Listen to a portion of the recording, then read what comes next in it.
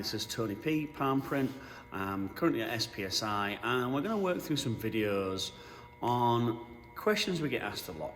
One of the questions that keeps coming up is, how do I zero my press? How do I get it back to that brand new, perfectly aligned position when it was delivered?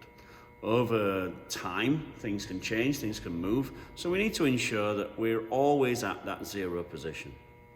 This allows the press to work perfectly with the direct-to-screen, computer-to-screen system that we have in place.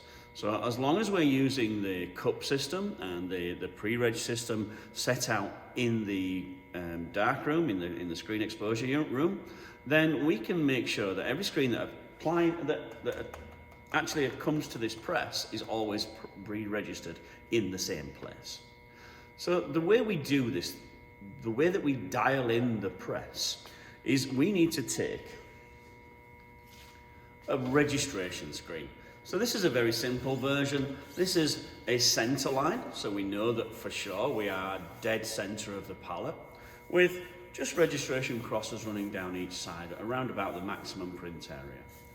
We take this and we make this on our CTS system. We then present the screen to the press. It's at this point here that we center. We make sure everything is perfectly in the middle. We align. We make sure everything is perfectly set, straight and square. And then we take a print. We print directly onto the board. No glue, please.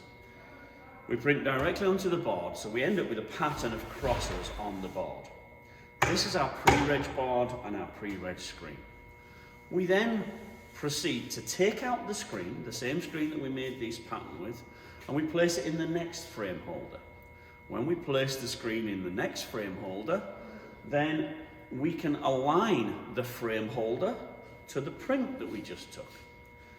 When we repeat this process for every head, what we are doing is we are not setting the screens, we are setting the frame holder.